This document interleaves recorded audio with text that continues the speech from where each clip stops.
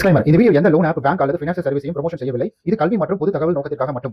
வணக்கம் நண்பர்களே, welcome to loan app Tamil. நான் உங்கள் விஸ்வநாதன். அதாவது இந்த பதிவில் என்ன பார்க்க போறோம் அப்படின்னு கேட்டிங்கன்னா, நீங்கள் தம்ப்நெயில் பார்த்துட்டு தான் வந்திருப்பீங்க. இது வந்துட்டு என்னுடைய லோன் பாக்ஸு, இது வந்துட்டு சேலரி பாக்ஸு. இதை பற்றி சேலரி பாக்ஸை பற்றி நான் வீடி தமிழில் வீடியோ போட்டுட்டேன். அதை போய் பாருங்கள். ஸோ ரெண்டுலேயுமே ஒரே டைமில் தான் அப்லோட் பண்ணுவேன். அதை போய் பாருங்கள்.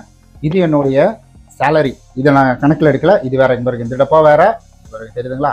இந்த டப்பா வேறு. இது வந்து நான் கடன் வாங்கினது. ஸோ கடன் வாங்கினா தெரியும் இல்லைங்களா? ரிங் அப்ளிகேஷனில் நான் லோன் எடுத்திருந்தேன். 65,000 போட்டு 60,400 அக்கௌண்ட்டில் வந்துச்சு. 60,400 ஸோ ஒரு தெரிஞ்சவங்க கேட்டாங்கன்னு சொல்லிட்டு அவங்களுக்கு கைமாத்தா வந்துட்டு ஒரு 3,000 அப்படின்றது கொடுத்துட்டேன். ஸோ அதுக்கப்புறம் பார்த்தீங்கன்னா எனக்கு ஃபியூல், அங்கே ஹாஸ்பிட்டலில் ஒருத்தவங்க இருந்தாங்கன்னு சொல்லி ஃபியூலுக்கு வந்துட்டு போயிட்டு வந்தது, அப்புறம் வீட்டில் கொஞ்சம் திங்ஸ் வாங்கினது, இதெல்லாம் சேர்த்து ஆக மொத்தம் எனக்கு வந்துட்டு ஒரு 10K, அதாவது 10Kல ஒரு 9K வந்துட்டு காலி. அப்புறமேட்டுக்கு வந்துட்டு 55,000 இப்போ தான் வித்ட்ரா பண்ணி எடுத்துகிட்டு வந்தேன் நான். ஏன்னா அந்த லோன்லாம் கட்டணும் இல்லைங்களா? அந்த லோன் கட்டுற காசை விட்டுட்டு மீதியெல்லாம் வச்சுட்டு 50,000 எடுத்துகிட்டு வந்தேன் நான். அந்த காசு தான் இது. ஓகே, அதாவது இந்த வீடியோவில் நம்ம என்ன பார்க்க போகிறோம் அப்படின்னு கேட்டிங்கன்னா, நான் இந்த டைமில் கடன் தான் வாங்கியிருக்கேன். ஸோ எனக்கு நல்லாவே தெரியும் இந்த கடன் வாங்குறது ஏன் உங்களுக்கு சம்பளமும் வந்துட்டு இருக்குது, ஏன் நீங்கள் லோன் எடுத்தீங்க அப்படின்ற கேள்வி உங்களுக்குள்ளே வரலாம். ஸோ கண்டிப்பாக அதை நம்ம இன்னொரு நாள் தனியாக பார்க்கலாம். நான் ஒரு லோன் வாங்கும் பொழுது நான் கண்டிப்பாக ஒரு தடவைக்கு 1000 தடவை யோசிப்பேன். இந்த லோன் நமக்கு கரெக்டாக, இதை வாங்கலாமா வேணாமா அப்படின்னு சொல்லிட்டு. அப்படி தான் நான் இந்த லோனை வாங்கும் பொழுது, இப்போ பார்க்கும்பொழுது ரொம்ப சாதாரணமாக இருக்குது. அவ்வளோதான், இதை அப்படி எண்ணிட்டேன். இங்கே கடன் கொடுத்தாச்சு, இங்கே கொடுத்தாச்சு, இங்கே வாடகை கொடுத்தாச்சு, இங்கே வந்துட்டு இது கொடுத்தாச்சு, இப்படி வந்து எல்லாமே கொடுத்துட்டேன். கொடுத்ததுக்கப்புறம் பார்த்தீங்கன்னா இவ்வளோ தான் கையில் நிற்கும். இது எவ்வளோ இருக்கும்? 2,500 3,000 தான் இருக்கும். இவ்வளோ தான் கையில் நிற்கும். ஸோ ஒரு லோன் வாங்கும் பொழுது நமக்கு அந்த அக்கௌண்ட்டில் கிரெடிட் ஆகும் பொழுது ஓகேவா இருக்கும். ஆனால் அந்த அக்கௌண்ட்டில் கிரெடிட் ஆன பிறகு வந்துட்டு அதை ரீபேமெண்ட் பண்ணுறதுக்குள்ளதான் நமக்கு எல்லாமே நடக்கும். இத்திலோண்டு காசை நான் 12 மாதத்துக்கு ஸ்ப்ளிட் பண்ணி கட்டினேன். சாரி பாருங்க, சம்பளத்தை தூக்கிட்டேன். இத்திலோண்டு காசை என்னுடைய வந்துட்டு 12 மாதம் இதுக்கான நான் டைமை கொடுக்கணும். ஏன்னா 6,235 வந்துட்டு நான் மாதம் இதுக்கு இஎம்ஐ கட்டணும். இதில் ஒரு நல்ல விஷயம் என்னன்னா, நான் வந்துட்டு ரிங் அப்ளிகேஷனில் இருக்கிற லோனை எவ்வளோ சீக்கிரம் முடியுமோ அவ்வளோ சீக்கிரம் முடிச்சிருவேன். ஏன்னா நகை வேற வச்சிருக்கிறோம் நாங்கள் பேங்க்ல இல்லை, நமக்கு தெரிஞ்ச ஒரு அண்ணன் கடையில் தான், செட்டு கடையில் தான் வச்சிருக்கிறோம். ஸோ அவர்கிட்ட நகை வச்சிருக்கிறோம். அந்த நகையை வச்சதை நான் மூக்கணும். கிட்டத்தட்ட 1.5 lakhs அப்படின்றதுல இருக்குது. நான் வந்துட்டு இங்கே லோனுக்கு ட்ரை பண்ணும் பொழுது எனக்கு என்னன்னா வந்துட்டு இன்ட்ரெஸ்ட் அதிகமாக இருக்குது. அப்போ ஊரில் அம்மாட்ட கேட்டிருந்தேன் நான். அப்போ அவங்க சொல்லியிருந்தாங்க, இது போல் வந்துட்டு 4 லட்ச ரூபா லோன் வருதுப்பா, நீங்கள் 2 லட்ச ரூபா எடுத்துக்கோ, மாதம் 13,000 கட்டுற மாதிரி இருக்கு, 13,000 பாதி 6,500 வந்துட்டு நீ நானும் ஷேர் பண்ணி கட்டிக்கலாமா அப்படின்ற மாதிரி அம்மா சொன்னாங்க. அப்புறமேட்டு தான் நான் யோசிச்சு பார்த்தேன், கணக்கு போட்டேன். நான் கணக்கு போட்டதுக்கப்புறம் வந்துட்டு எல்லாமே ஓகே அப்படின்ற மாதிரி வந்துச்சு. அப்போது 1.5 லட்ச ரூபா போச்சுன்னா 60,000 கட்டி இதையும் முடிச்சிருவேன். அடுத்தது பார்த்தீங்கன்னா நகையும் மூட்டுருவேன். ஸோ என்னுடைய வந்துட்டு கால்குலேஷன் படி எனக்கு வந்துட்டு இனி இந்த பேர்டன் அப்படின்றது இருக்காது. ஸோ இது இப்போ ஒரு எமர்ஜென்சிக்கு, தற்காலிக எமர்ஜென்சிக்கு தான் இந்த ஒரு லோன் அப்படின்றத வந்து நான் எடுத்திருக்கிறேன். ஸோ இந்த லோன் எடுக்கும்பொழுது நான் கவனித்த விஷயம் அப்படின்றது என்னன்னா, இது எப்படி கொடுக்கும்போது நல்லா இருக்கு, சந்தோஷமா இருக்கு, ஜாலியாக இருக்குது, காசு வருதுன்னு இருக்கு. ஆனால் திரும்ப கட்டும் பொழுது வந்துட்டு என்னடா இது வேற இவ்வளோ அமௌண்ட் கட்டுமா? 6,235 மாதம் எவ்வளோ பெரிய அமௌண்ட் இருக்குதுங்களா? என்னுடைய சேலரி டீட்டெயில்லாம் சொல்லியிருக்கிறேன். என்னுடைய வீடி தமிழில், நம்ம வீடி தமிழில் தான் சொல்லியிருக்கேன். அதை போய் பாருங்க. சேலரி டீட்டெயில் சொல்லியிருக்கேன். இந்த சேலரியில் இந்த அமௌண்ட் போச்சுன்னா எப்படா இதை வந்துட்டு நம்ம பண்ண போகிறோம்? இந்த அமௌண்ட் போயிருக்கு, ரெண்ட் இருக்குது, ரெண்ட் டீட்டெயிலையும் சொல்லியிருக்கேன், எவ்வளோ என்னுடைய ரெண்ட் டீட்டெயில் அப்படின்னு சொல்லியிருக்கேன். இந்த மாதிரி தான் நான் யோசிப்பேன். அப்புறம் இன்னொரு முக்கியமான விஷயம் அப்படின்றது, எனக்கு எப்போவுமே சேமிப்பு அப்படின்றது சின்ன வயசுலேருந்தே இருக்குது. இந்த ப்ராடக்டோட லிங்க் வேணால் கீழே கொடுக்குறேன், வீடி தமிழ் பாருங்கள், அதுலேயும் லிங்க் கீழே கொடுத்துருப்பேன், இல்லை சைடில் வரும், நீங்கள் வேணால் இதை வந்துட்டு யூஸ் பண்ணிக்கோங்க.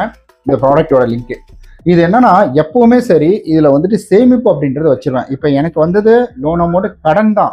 ஆனால் நான் என்ன செஞ்சேன்னா, அந்த கடன்லேயும் ஒரு அமௌண்ட் அப்படின்றத ஒதுக்கி நான் என்ன பண்ணுவேன்னா, இதில் வந்து போட்டு வச்சுருவேன். ஸோ இதில் வந்துட்டு நான் போட்டுருவேன்.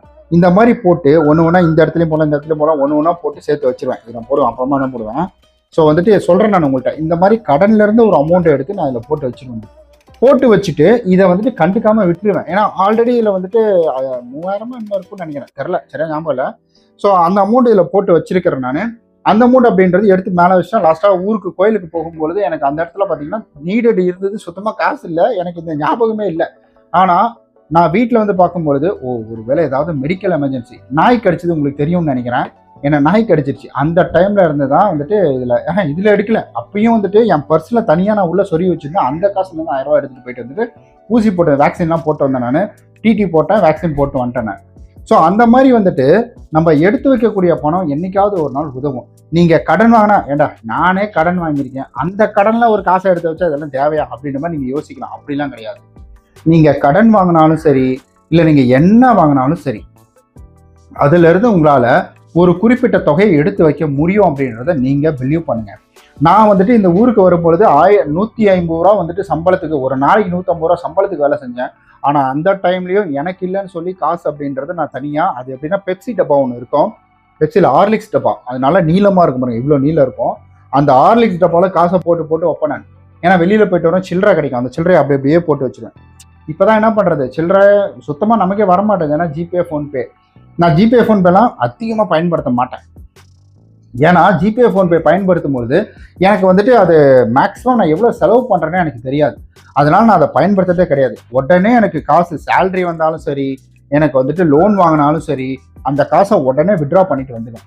விட்ரா பண்ண காசை இந்த மாதிரி வந்துட்டு ரப்பர் பேண்ட் இருக்கு, இந்த ரப்பர் பேண்டு பாருங்க, இது எல்லாமே ரப்பர் பேண்டு தான் பாருங்க, இது எல்லாமே ரப்பர் பேண்டு. இந்த ரப்பர் பேண்டை போட்டு இந்த ஷீட்டில் வந்துட்டு எழுதிடுவாங்க பாருங்க, இந்த ஷீட்டில் எழுதி, இதில் எழுதி இது இதுக்கான காசு, இது இந்த லோனுக்கான காசு அப்படின்றது. இப்போ நான் என்ன பண்ணியிருக்கேன்னா, இப்போ இந்த அமௌண்ட் இருக்குது பார்த்தீங்களா, லோன் எடுத்த அமௌண்ட் இருக்குது பார்த்தீங்களா, அந்த லோன் எடுத்த அமௌண்ட்லேயே எனக்கு மே மாதம் 17ஆம் தேதி ஒரு டியூ வருது. அந்த டியூக்கான காசை இதிலே எடுத்து இந்த மாதிரி சீட் எழுதி போட்டு பண்டல் போட்டு சுருட்டி வச்சுட்டேன். அது உள்ளே இருக்குது, பண்டல் போட்டு சுருட்டி வச்சுட்டேன். ஸோ இப்படி தான் நம்ம ஒவ்வொரு கடன் வாங்கும் பொழுதும் நம்ம வந்துட்டு இந்த மாதிரி சேமித்து வச்சோம்னா நமக்கு வந்துட்டு சேமிப்புக்கும் பணம் இருக்கும். ஒரு கட்டத்தில் நம்ம கடன் வாங்கணும்னு நினைக்கும் பொழுது நம்ம கிட்ட தான் காசு இருக்கே, நம்ம ஏன்டா கடன் வாங்கணும் அப்படின்ற ஒரு தாட்டும் வரும். அதுக்கு அடுத்தது நம்ம வந்துட்டு சேமிக்கிற விஷயத்த என்றைக்குமே கைவிடக்கூடாது. ஏன்னா நம்ம வந்துட்டு கடன் வாங்காமல் இருக்கிறதுக்கே ஒரு சேமிப்பு. இப்போ ஒரு 1000 ரூபா அப்படின்றது டசன்ட் மேட்டர். நான் ஒரு 1000 ரூபா ஈஸியாக செலவு பண்ணிடுவேன்.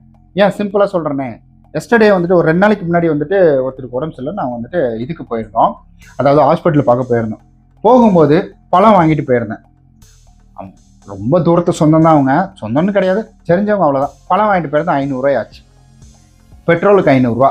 நான் 1000 ரூபாய்க்கு தான் அடித்தேன். பட் நான் அந்த கணக்கு போயிட்டு வர தூரம், ராயப்பேட்டை போயிட்டு வர தூரம் ஈஸியாக இருந்தால் ராயப்பேட்டை போயிட்டு வர தூரம் வந்து அதுக்கு ஒரு 500 ரூபா. ஸோ அப்போ அப் அண்ட் டவுன் பார்த்தீங்கன்னா எனக்கு 500 ரூபாய் ஆயிடுச்சு. இப்போது அதுக்கு ஒரு 500, இதுக்கு ஒரு 500. அப்புறம் சாப்பாட்டுக்கு வீட்டில் நேரமாக கிளம்பி வேலையெல்லாம் முடிச்சுட்டு வந்து நான் எங்கே போய் சாப்பிட்றதுண்ணா, கடையில் சாப்பிட்டது. கடையில்னா நீங்கள் நினைக்கிற மாதிரி பெரிய ஹோட்டல்லாம் கிடையாது. ஒரு ரோட்டு வரமா நிறுத்தியே ஒரு வந்துட்டு ஃப்ரைட் ரைஸ் கடையில் வந்து சாப்பிட்டோம். இப்போ நான் வந்து கறி சாப்பிடக்கூடாது, ஏன்னா நாய் கடிச்சதுனால கறி சாப்பிடக்கூடாதுன்ட்டாங்க. அங்கே சாப்பிட்டோம், மொத்தமாக 4 பேர் போனோம். அதுக்கு வந்துட்டு 500 ரூபாய் ஆச்சு. 1500 ரூபா அசல்ட்டாக ஆயிடுச்சு. ஆனால் அந்த காசு இங்கே உள்ளே இருக்குது, கேட்குதுன்னு நினைக்கிறேன். அந்த காசு இங்கே உள்ளே இருக்குது. பணத்தை சேமிக்க கற்றுக்கோங்க. கடன் வாங்கினாலும் அந்த கடன் வாங்குற பணத்துலேயும் சேமிங்க. அந்த பணத்தில் சேமிச்சாதான் நம்ம ஃப்யூச்சரில் கடனே வாங்காத அளவுக்கு நம்மக்கிட்ட பணம் அப்படின்றது.